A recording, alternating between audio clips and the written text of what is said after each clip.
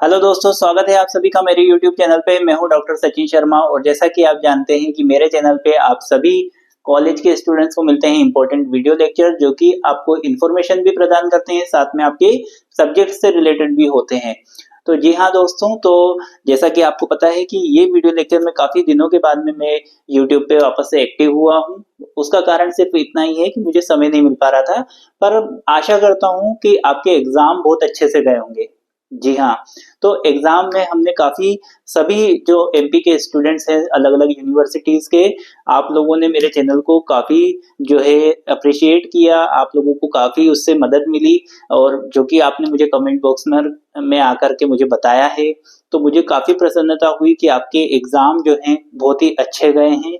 आपको जो मैंने इम्पोर्टेंट वीडियो लेक्चर बनाए थे, इम्पोर्टेंट क्वेश्चन्स वाले वीडियो लेक्चर जो बनाए थे, वो आपको एग्ज़ाम में जो है बहुत ज़्यादा हेल्पफुल साबित हुए।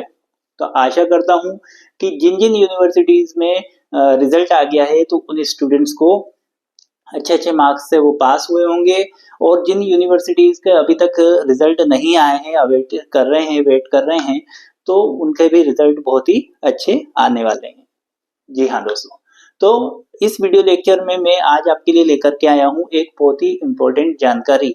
जी हाँ दोस्तों, तो जैसा कि आपको पता है कि मध्य प्रदेश उच्च शिक्षा विभाग के द्वारा जो है हमारे मध्य प्रदेश में न्यू एजुकेशन पॉलिसी लागू की गई।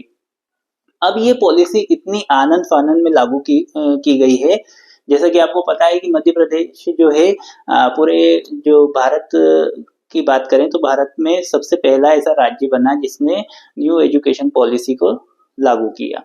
अब न्यू एजुकेशन पॉलिसी को इतना आनन-फानन में लागू तो कर दिया, पर इसमें जैसे-जैसे साल दर साल जो है आगे बढ़ती जा रही है चीज़ें, तो उसमें बहुत सारी चीज़ों का जो कहीं न कहीं कमी थी, उसको धीरे-धीरे उच्च शिक्षा विभाग जो है उसको कमी को पूरा कर रहा है।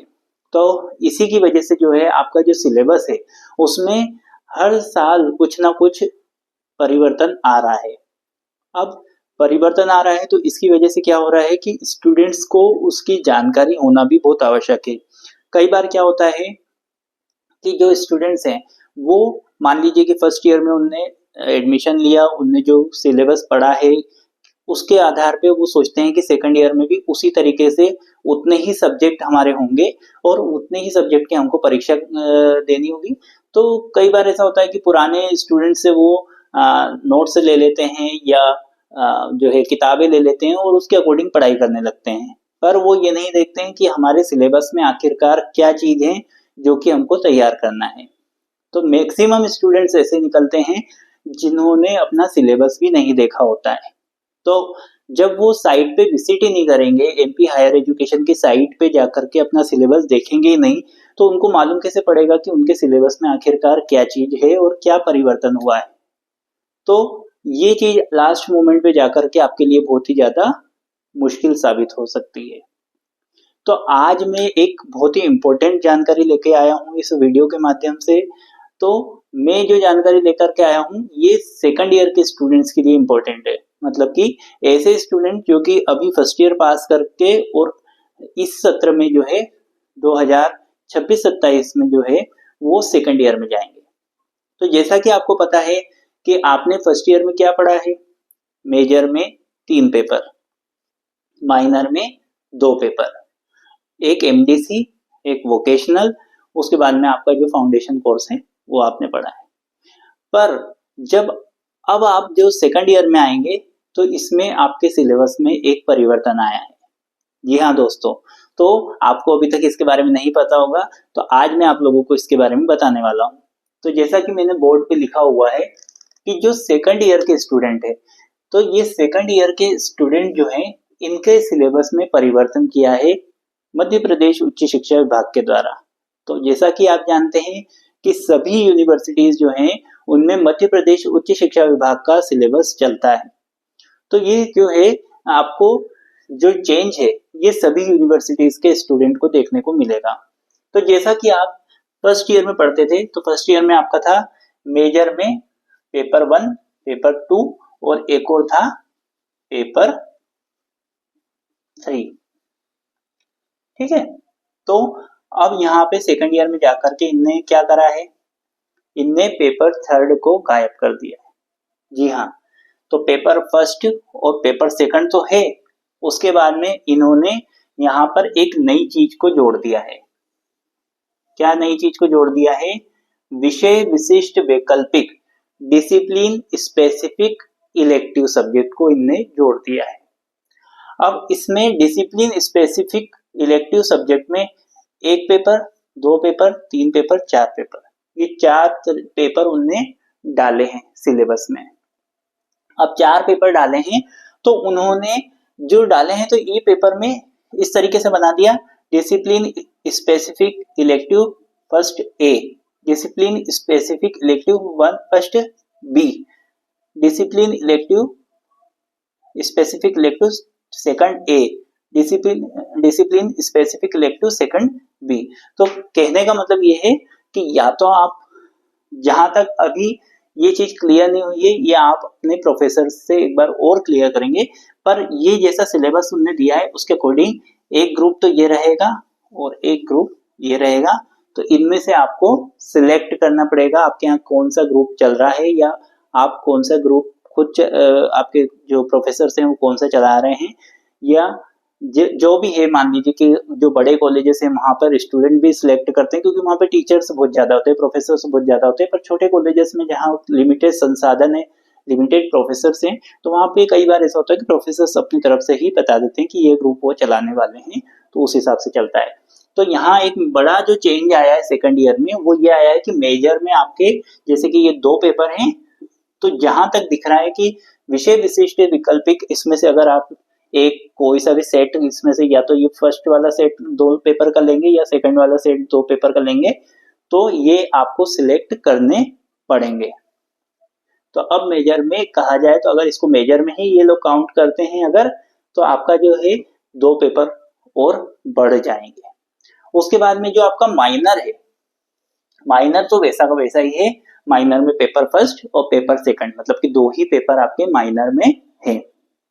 तो मेरी बात समझ में आ रही है आपको? उसके बाद में आपका एमडीसी तो अलग है ही सही, वोकेशनल भी आपका अलग है, उसके बाद में एमडीसी अलग है, वोकेशनल अलग है, उसके बाद में आपका जो एईसी बीएसी ये भी अलग ही है, मतलब कि एईसी बीएसी मतलब कि आपके जो फाउंडेशन कोर्स के जो थे वो भी अलग है, और ये एक नई चीज को इनने ऐड कर दिया है।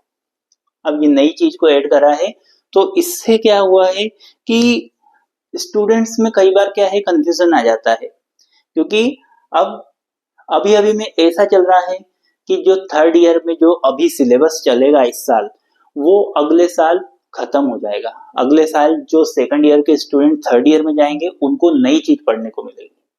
तो अब आप देखिए कि इस साल जो नए एडमिशन हुए हैं वो मेजर में वही आपने जो पढ़ा है, first paper, second paper, third paper, minor का फर्स्ट सेकंड पेपर, और एमडीसी और वोकेशनल वो सब पढ़ेंगे। अब यहाँ पे फिर आप लोगों को आपने जो पढ़ा है अब सेकंड ईयर में ये चीज है, अब हम नहीं जानते कि अगले साल वो क्या चेंज कर दे उच्च शिक्षा विभाग। तो ये सब चीजें आपकी नई आई है, तो ये चीज को आपको देखना है। और मैं एक काम करूंगा कि आपको जो है अभी मेरा मोबाइल जैसे कि स्टैंड पे लगा हुआ है, तो मैं आपको जो है इसी वीडियो में अटैच कर दूंगा एक और वीडियो को, जिसमें आप देख पाएंगे कि आपका सिलेबस किस तरीके से आप देख सकते हैं, और जो चीज मैं बता रहा हूँ डिसिप्लिन स्पेसिफिक इलेक्टिव सब्जेक्ट के बारे में, तो ये आप वहां पे जाकर के वो पूरा मैं आपको डेमो उसका एक बार दिखा देता हूँ, तो इसी वीडियो के साथ में आपको वो दिख जाएगा। तो आइए चलते हैं कि किस तरीके से आप अपना सिलेबस देखते हैं। तो शुरुआत करते हैं हम। तो वेलकम दोस्तों, आप आ गए हैं मेरे मोबाइल के स्क्रीन पे, और अब मैं आप लोगों को, जैसा कि मैंने आपको बताया था कि मैं आपको दिखाने वाला हूँ कि ये जो मैं बोर्ड पे आपको समझा रहा था, तो ये चीज़ क्या थी। तो हम जैसे कि हमारे क्रोम ब्राउज़र में गए और यहाँ पे हमने ऑलरेडी लिखा हुआ है एमपी हायर एजुकेशन सिलेबस, तो हम यहाँ पे टाइप कर देंगे एमपी हायर एजुकेशन सिलेबस, और इस पे जाकर के क्लिक किया। तो एमपी हायर एजुकेशन सिलेबस पे जब हम गए तो यहाँ पे फर्स्ट वाला जैसा आपको दिख रहा है, इस पे हमने जब क्लिक किया तो इस तरीके से आपको स्क्रीन पे नज़र आएगा। और इसके बाद में जब आप आपको यहाँ पे जो सेकंड लाइन है इसके सेंटर में आपको यहाँ क्या लिखा दिख रहा है, राष्ट्रीय शिक्षा नीति 2020 अध्यादेश क्रमांक 14। इसमें जब आप क्लिक करेंगे तो आप अंदर पहुंच जाएंगे स्क्रीन पे। आप जब अंदर पहुंचेंगे तो यहाँ पे आपको दिखाई देगा इस तरीके का, तो इस तरीके का पेज ओपन होएगा और इसमें जाकर के आपको जैसे कि विज्ञान संकाय एग्जाम्पल के तौर पे हम सिलेक्ट करते हैं, तो ये देखिए इस तरीके का पेज ओपन होएगा। तो यहाँ शुरू में जैसे कि एग्जाम्पल के तौर पे मैं आपको बता देता हूँ कि ये देखिए ऊपर लिखा हुआ है यहाँ पर स्नातक प्रथम और यहाँ से आ जाता है स्नातक सेकंड, मतलब सेकंड ईयर। तो हम बात कर रहे हैं सेकंड ईयर की, तो सेकंड ईयर की बात कर रहे हैं, तो ये पेज को ऐसे रहना देते हैं। अब यहाँ देखिए यहाँ लिखा है एग्जाम्पल के तौर पे जैसे कि बॉटनी है।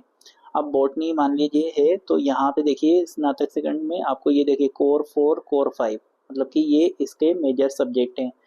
तो मेजर सब्जेक्ट जो रहेंगे, ये 2 पेपर आपको दिख रहे हैं मेजर के, ये 2 पेपर हैं, ये 2 पेपर हैं आपके। उसके बाद में देखिए यहाँ पे फिर आप यहाँ देखेंगे क्या लिखा है, विषय विशिष्ट वैकल्पिक, जो मैं आपको अभी बोर्ड पे बता रहा था ये चीज देखिए, DSC first A, DSC first B, DSC second A, DSC second B. अब इसमें जैसे कि मैं एग्जांपल के तौर पे डीएससी फर्स्ट ए को मैंने क्लिक किया तो इस तरीके से आपका सिलेबस निकल के आ जाएगा। फिर डीएससी फर्स्ट बी को क्लिक करेंगे तो इस तरीके से आपका सिलेबस निकल के आ जाएगा। डीएससी सेकंड ए करेंगे तो इस तरीके से आपका सिलेबस। तो देखिए इसमें डीएससी में से भी आपको जहाँ तक यहाँ पे दिख रहा है DSC first A, DSC first B, तो जहाँ तक ऐसा लग रहा है कि हो सकता है कि यहाँ से ये फर्स्ट ग्रुप अलग है और सेकंड ग्रुप अलग है, फर्स्ट ग्रुप में 2 पेपर, सेकंड ग्रुप में 2 पेपर, ये नज़र आ रहा है। तो इनमें से हमको एक ग्रुप जहाँ तक है सिलेक्ट करना पड़ेगा। अभी यही इस चीज़ को देख करके समझ में आ रहा है। उसके बाद में आपके जो माइनर है, तो माइनर में तो ये जैसा कि यहाँ माइनर लिखा है, तो माइनर लिखा है तो माइनर के नीचे आपके ये 2 पेपर हैं ही सेम, M3 M4। तो ये माइनर में तो वो पहले आपने फर्स्ट ईयर में पढ़ा था, वैसे ही 2 पेपर हैं, पेपर 1 पेपर 2। तो ये तो है, और ये इस बार डिसिप्लिन स्पेसिफिक इलेक्टिव इन्होंने जोड़ दिया है, जो कि आपके लिए बिल्कुल नई चीज़ है। तो आपको अपने प्रोफेसर से ये चीज़ क्लियर समझनी है कि इसमें आखिरकार जो है कौन सा ग्रुप आप चलाने वाले हैं, क्योंकि छोटे कॉलेजेस में क्या है कि संसाधनों की कमी होती है, प्रोफेसर्स की कमी होती है। तो जहाँ तक कि प्रोफेसर्स अपने हिसाब से आपको सब्जेक्ट बता देते हैं कि ये वाला ग्रुप जो है वो चलाने वाले हैं। और जो बड़े कॉलेजेस रहते हैं जहाँ पे प्रोफेसर्स और संसाधन की कमी नहीं रहती, तो स्टूडेंट्स कई बार वो स्टूडेंट्स अपने जो है अपने इंटरेस्ट के हिसाब से भी जो है वो सिलेक्ट करते हैं। तो जैसा कि आपको दिख रहा है, ये मैंने साइंस वाला पेज ओपन करा था, ऐसे ही आर्ट्स में भी यही चीज़ है। आर्ट्स की बात करें तो आर्ट्स में भी यही चीज़ है। ये कला संकाय में हमने क्लिक किया, कला संकाय में भी यही निकल के आया। देखिए आपको एग्जाम्पल के तौर पे जैसे कि मोस्टली ज़्यादातर स्टूडेंट्स का जैसे कि मान लीजिए इतिहास दिख रहा है, अब ये इतिहास दिख रहा है तो ये इतिहास में देखिए ये 2 कोर 4 कोर 5 भी लिखा हुआ है। उसके बाद में यहाँ पे भी DSC 1A, DSC 1B, DSC 2A, DSC 2B ये लिखा हुआ है। फिर माइनर के ये M3 M4 ये अलग ही है। तो ये इस बार बहुत बड़ा चेंज करा है उच्च शिक्षा विभाग के द्वारा। तो ये आपको ध्यान में रखना है, और आपको ऐसा नहीं है कि आप मतलब पुरानी बुक आपने अपने फ्रेंड्स की लेकर के, अपने सीनियर्स की लेकर के आप तैयारी करने लगे, क्योंकि देखिए सिलेबस जो है उच्च शिक्षा विभाग जो है हर साल कुछ ना कुछ चेंज कर रहा है। क्योंकि जैसा कि आपको पता है कि न्यू एजुकेशन पॉलिसी जो है लागू होने के बाद में उसमें कई सारे इतनी सारी चीज़ें हैं बल्क में कि वो धीरे धीरे जैसे जैसे समझ में आ रही है उच्च शिक्षा विभाग को, उसी हिसाब से वो चेंजेस भी ला रहे हैं।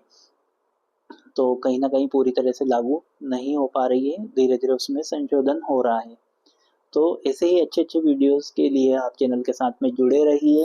और आप कमेंट बॉक्स में मुझे बता भी सकते हैं, कोई क्वेरी हो, कोई क्वेश्चन हो आपके दिमाग में, और किस तरीके के और वीडियो लेक्चर आप चाहते हैं वो भी मुझे बताइए। क्योंकि मैंने जहाँ तक ऑब्जर्व किया है कई सारे स्टूडेंट्स ऐसे रहते हैं जो बहुत ज़्यादा डिटेल में पढ़ाई करना चाहते हैं, तो वो डिटेल लेक्चर्स भी चाहते हैं अलग अलग टॉपिक्स के। और कुछ स्टूडेंट्स जो है एग्ज़ाम के पॉइंट ऑफ व्यू से, जैसे कि मैंने अभी देखा था कि कई सारे स्टूडेंट्स जो हैं, अभी परीक्षा थी तो एग्ज़ाम थी, तो उस समय में मुझसे इंपॉर्टेंट क्वेश्चंस काफ़ी अलग अलग सब्जेक्ट्स के मांगे थे, तो वो मैंने प्रोवाइड किए थे। अब उन्होंने किस तरह से कहाँ से पढ़ाई की तो मैं यही थोड़ा मुझे जानकारी रहे कि आप क्या चाहते हैं, मैं उसी हिसाब से आपके लिए वीडियो लेक्चर लेके आता रहूँगा। तो चैनल के साथ जुड़े रहिए, अपने दोस्तों को भी जोड़ें और इस बार जो फर्स्ट ईयर में नए स्टूडेंट्स जो आए हैं, उनको भी जो है आप चैनल के लिंक भेजिए, चैनल के साथ जोड़िए ताकि वो भी जो है अच्छे-अच्छे वीडियो लेक्चर, अच्छे-अच्छे इन्फॉर्मेटिव और इन्फॉर्मेशन और साथ में सब्जेक्ट से रिलेटेड जो भी उनके डाउट्स रहे वो मुझसे पूछ सकें, मैं उनको बता सकूँ। तो जैसे-जैसे आप नए स्टूडेंट्स को जोड़ेंगे तभी लिंक बनेगी और इसी तरीके से हम आगे बढ़ेंगे। तो ऐसे ही अच्छे वीडियो लेक्चर के साथ जुड़े रहिए चैनल के साथ। मिलते हैं नेक्स्ट वीडियो लेक्चर के साथ, तब तक के लिए नमस्कार, धन्यवाद।